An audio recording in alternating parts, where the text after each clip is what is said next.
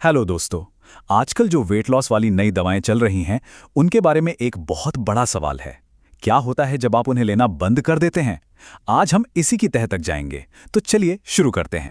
यही वो सवाल है जो ओज़ेम्पिक और वेगोवी जैसी दवाएं लेने वाले हर किसी के मन में है, और सच कहूं तो ये सबसे बड़ा डर भी है कि इतनी मेहनत से जो वजन घटाया, क्या दवा बंद करते ही वो सब वापस आ जाएगा? अच्छा, तो पहले ये समझते हैं कि अब तक हमें पता क्या था। देखिए, अभी तक जो भी जानकारी हमारे पास थी ना, वो ज़्यादातर दवा बनाने वाली कंपनियों की अपनी ही स्टडीज से आई थी। और इन क्लिनिकल ट्रायल से ही ये बात सामने आई थी जिसे कहते हैं रीबाउंड इफेक्ट, मतलब दवा छोड़ो और वजन वापस।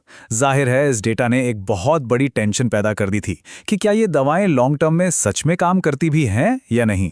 लेकिन अब कहानी में एक जबरदस्त ट्विस्ट आया है। एक बिल्कुल नया और बहुत बड़ा एनालिसिस सामने आया है जो पुरानी सारी बातों पर सवाल उठा रहा है। ये जो नई जानकारी है, ये इन्फ्रेंस नाम की एक डेटा फर्म ने निकाली है। और ये इतना जरूरी क्यों है? क्योंकि ये कोई लैब में किया गया कंट्रोल्ड ट्रायल नहीं है। ये है रियल वर्ल्ड डेटा, मतलब असल दुनिया में, नॉर्मल क्लिनिक्स में लोगों के साथ असल में क्या हो रहा है, ये वो दिखाता है। तो चलिए पहले टिज़ेपाटाइड के रिजल्ट्स देखते हैं। ये वही दवा है जो मोंजारो और ज़ीप-बाउंड के नाम से मिलती है। और सुनिए, दवा बंद करने के 6 महीने बाद करीब करीब 3/4 लोगों का वजन वापस बढ़ा ही नहीं। आप सोच सकते हैं, ये तो उम्मीद से बिल्कुल ही उल्टा है। और बात सिर्फ एक दवा की नहीं है। सेमाग्लूटाइड यानी कि आपकी जानी पहचानी ओज़ेम्पिक और वेगोवी, उसके साथ भी बिल्कुल ऐसे ही चौंकाने वाले नतीजे मिले। करीब 2/3 लोगों ने या तो अपना वजन मेंटेन किया या फिर उनका वजन और भी कम हुआ। और ये आंकड़ा, ये तो पूरी कहानी को एक लाइन में कह देता है। दवा बंद करने के 6 महीने बाद जो एवरेज वेट चेंज था, वो था 0%। मतलब एक टिपिकल पेशेंट का वजन स्टेबल हो गया, वापस नहीं भागा। ये एक बहुत बड़ी बात है। तो सवाल ये है कि भाई ऐसा कैसे? क्लिनिकल ट्रायल कुछ और कह रहे हैं और ये रियल वर्ल्ड डेटा कुछ और। आखिर इन दोनों के नतीजों में इतना फर्क क्यों है? चलिए इसे समझते हैं। देखिए, दोनों स्टडीज में एक बेसिक फर्क है। क्लिनिकल ट्रायल एक तरह से लैब जैसे कंट्रोल्ड माहौल में होते हैं, सब कुछ नियम से। वहीं ये नया एनालिसिस ऑब्जर्वेशनल है। ये बस ये देख रहा है कि असल जिंदगी में अपनी मर्जी से लोग क्या कर रहे हैं।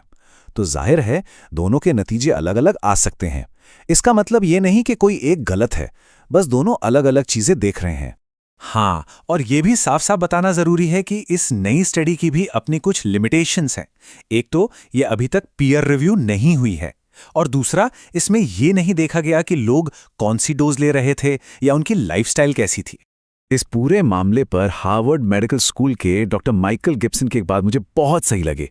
वो कहते हैं कि ये एनालिसिस हमें थोड़ी और उम्मीद देता है कि शायद कुछ लोग ऐसे होंगे जिनका वजन वापस नहीं बढ़ेगा, और ये कि शायद ये दवा हर किसी के लिए जिंदगी भर का इलाज न हो। मतलब ये कोई फाइनल जवाब नहीं है, पर हाँ, एक उम्मीद जरूर है। तो फिर असली सवाल पर आते हैं। आखिर क्यों असल दुनिया में इतने सारे लोग अपना वजन मेंटेन करने में कामयाब कैसे हो रहे हैं? इसके पीछे की वजह क्या हो सकती है? स्टडी में एक बहुत ही इंटरेस्टिंग चीज मिली। जिन मरीजों को एक्सरसाइज करने की सलाह दी गई थी, उनके वजन मेंटेन करने के चांस लगभग डबल थे। मतलब साफ है, लाइफस्टाइल का बहुत बड़ा रोल है। और इसी बात को FDA के पूर्व चीफ डॉक्टर डेविड केसलर ने बहुत अच्छे से कहा। उन्होंने कहा, ये सिर्फ दवाओं के बारे में नहीं है। असली बात यह है कि क्या आप उन दवाओं को लेते समय अपने खाने पीने का तरीका बदलना सीखते हैं। मतलब दवा एक टूल है, असली काम तो आदतें बदलने का है। पर बात सिर्फ आदतों की भी नहीं है।